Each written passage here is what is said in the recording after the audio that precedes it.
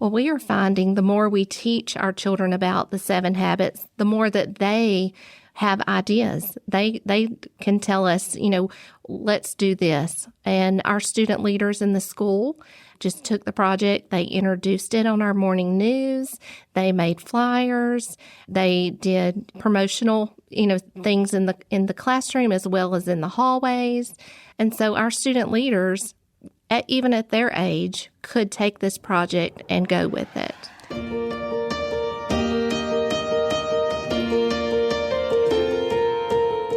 Welcome to the Voices United in Education podcast.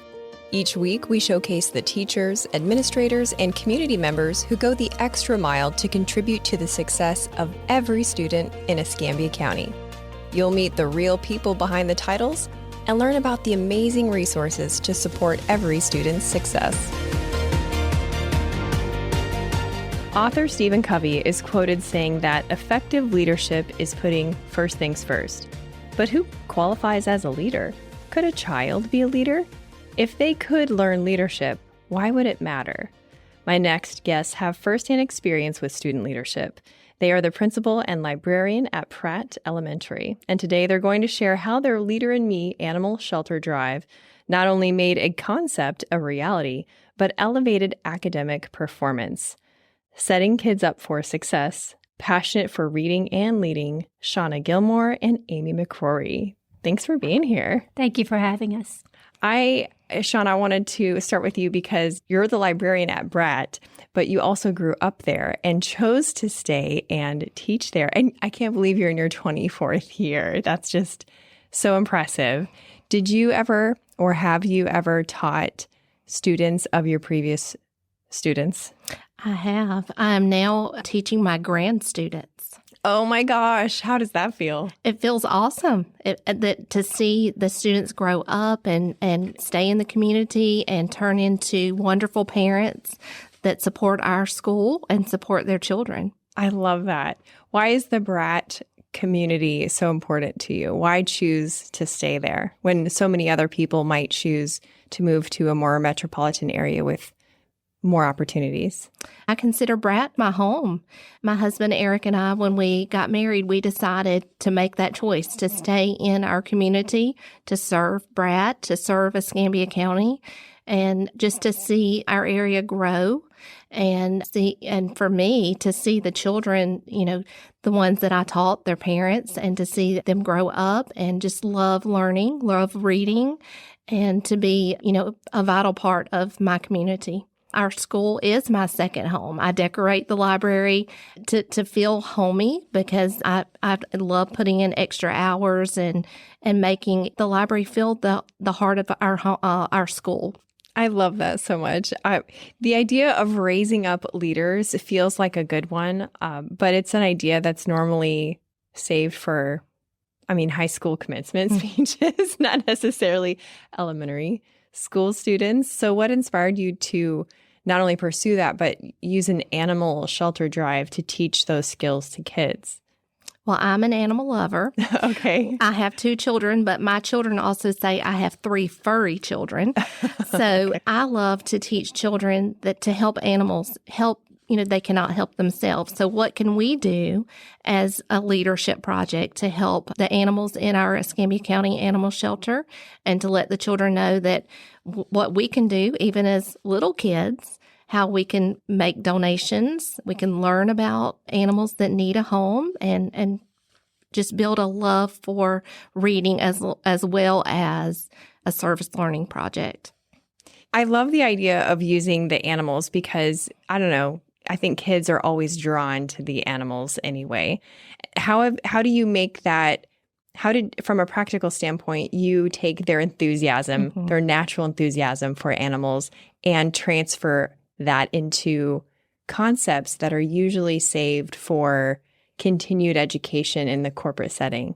Well, we are finding the more we teach our children about the 7 habits, the more that they have ideas. They can tell us, let's do this. And our student leaders in the school just took the project. They introduced it on our morning news. They made flyers. They did promotional, things in the classroom as well as in the hallways. And so our student leaders, even at their age, could take this project and go with it. So you had the idea, and then the kids actually took it from there and implemented the concepts with the project features itself? Well, I had the idea, and then, you can say, how can we present this to the school? And let them come up with their little talk for the morning news. Let them decide we're going to make flyers. We'd made bookmarks to go home with the library classes. And they had their take. They helped sort supplies. They helped do reminders on the morning news. And those were things that, as elementary students, that they could do as part of this leadership program. That's so impressive. Amy, as the principal, you have kind of an eye on the bigger picture, I assume. How do you see the projects like this supporting the academic performance? I can remember during the drive how I went into a fifth grade classroom, and those children just bombarded me with all they were learning about the nonfiction books about animals they were researching. So the children got excited because they saw a real world application for what they were learning and what they were doing at school. And so that made them more excited about reading. And the more you read, the better you become at reading. So just that excitement about learning something new and tying it, the children got excited when the teachers presented lessons that tied to that as well. So it was just a neat way of kind of combining all our efforts and focusing for just a little while on the animal shelter project. We really don't value enthusiasm as much as we should. It's like that magic ingredient in education. Were there assessments in their reading levels before and after the animal shelter project? We constantly assess our children and kind of gauge where we are. At Bratt, we have WIGs, not the kind you put on your head, but wildly important goals. And so part of our assessing is seeing if they are making strides towards meeting their wildly important goals. And many of those goals have to do with how many books they read, how many points that they earn on Accelerated Reader. And so as we are assessing their comprehension of the books they're reading, we can see if they're earning more points. So we're assessing constantly. And when they're excited and they're buying into the learning process, it surely affects the academic growth and how they're doing on their assessments. What was the impact on the kids as little people from this project? I went by a classroom even this morning to kind of recap some things we did. And some of the children were telling me about how they went into their own piggy banks. It wasn't just mom and dad going to Walmart and buying, but a couple of the girls I spoke to this morning, I said, well, where did you get the money for what you bought? Oh, I had saved it. So the fact that they are community-minded and service-minded, not just looking at themselves and what they want, but thinking about how they can help others, that is just such a refreshing thing to see with our children. It gives me goosebumps when you tell me that story, because you're absolutely right. We don't just want them to pass a grade or do well on a quiz. We want them to be great community members. Yes. And that's, at the heart, I think, correct me if I'm wrong, it's been a long time since I've read The 7 Habits of Highly Effective People, but I think that's at the heart of it, is taking ownership for the environment that you're in. One thing that we have learned through the process of Leader in Me is something called the See, Do, Get model. And it's about how you see the world, your paradigms. And if we see the world as only a few people can be leaders, that really is restrictive. But when we see all children have gifts and genius, and we see them that way, then we're going to do things differently, and we're going to get a different result. And our result that we want is for them to be academically sound, but also, like you said, to be good community members who are looking for ways to serve and to grow their community. So if we see it differently, we're going to do different things, and we're going to get a different result. And that's how we live at Bratt. When I was a kid, we played Follow the Leader. Leader, singular. There was one. And then the leader wasn't a leader unless there were followers, right? So, and that was how leadership, if you will, was explained to me as a young kid. How do you help kids understand that there are different types of leaders? Because there's the leader, like the teacher is the leader of the classroom. The principal's leader of the school. Shonna, you're the leader of the library, right? How do you distinguish rank from leadership as a character trait? One difficult thing that I have seen is that it's hard for teachers to let go of some of the responsibilities that they have to allow children opportunities to step up and lead. I think Shonna did a great job with that with this project because she did call for children to help publicize it, to help get others excited on the morning news. So synergizing, working together, that's one of our habits, is figuring out how we can, not my way, not your way, but our way. How can we make this work? And I think that Shonna has done a really great job of letting the children take some ownership. As adults, we often want to do it for them, but we need to let them have the opportunity in a safe place to try things and to support them. And if they're off track, just to lead them back to the best way to get things done. So allowing them the opportunity is what we have seen has worked. I can totally see parents being both excited and also struggling with the same thing that you're talking about, letting the kids take responsibility and ownership of different things in the home. And I'm sure as a parent, it's difficult because it's your baby. So your baby growing up is also another layer of difficulty. Did you get any reactions from parents or feedback? I just saw so many parents excited about wanting to help.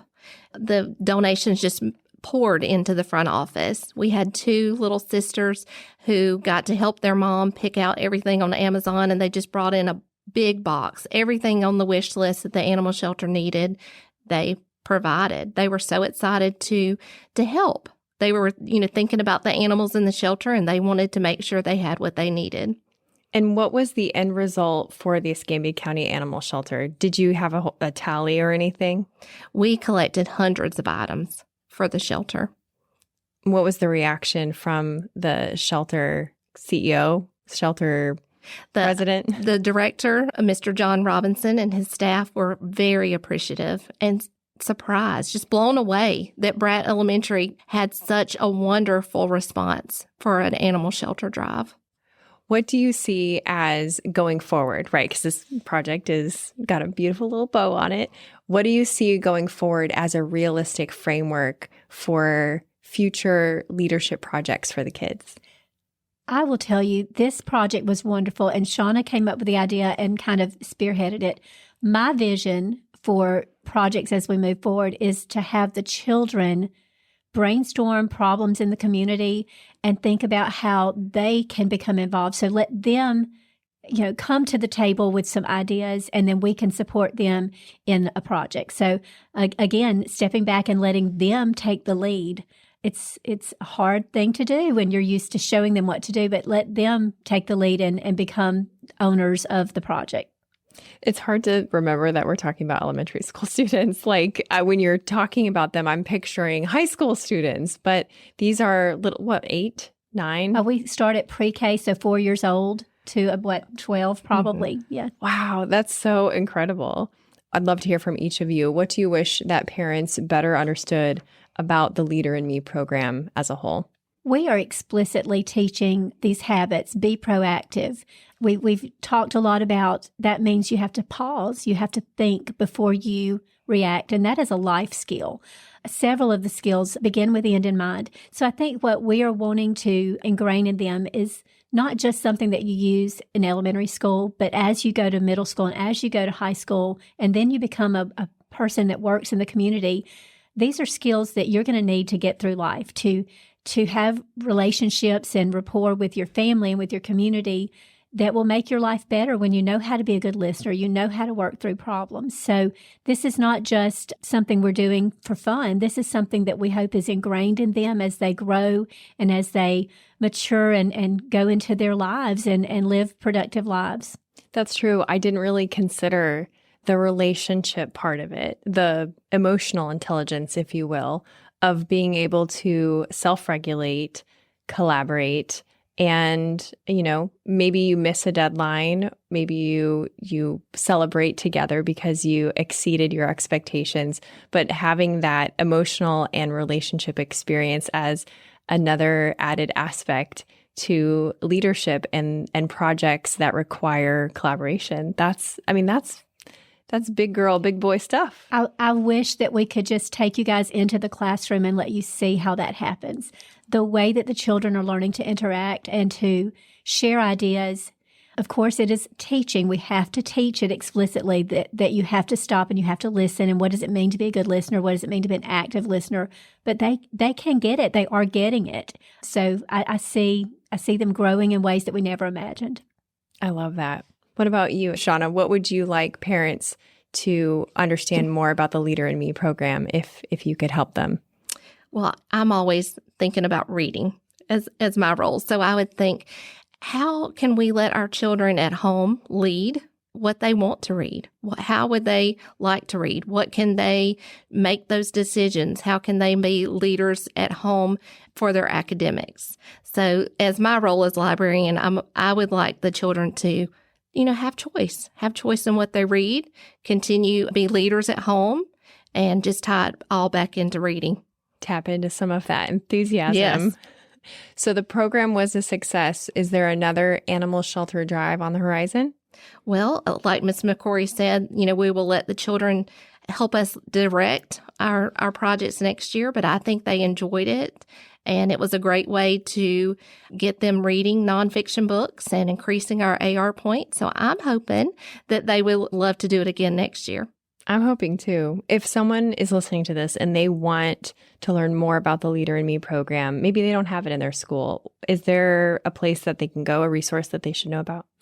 There is a website, the leaderinme.org website. Of course, Franklin Covey has lots of books about leadership. But the Leader in Me and implementing these strategies in schools, probably that website would be the best place to go. And I know that I'm one of 3 schools in the district. So, give us a call. We'd love to share with you.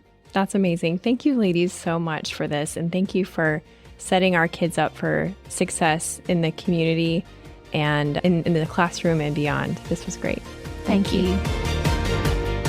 Thanks for listening. Be sure to subscribe and share. Voices United in Education is a production of Escambia County Public Schools.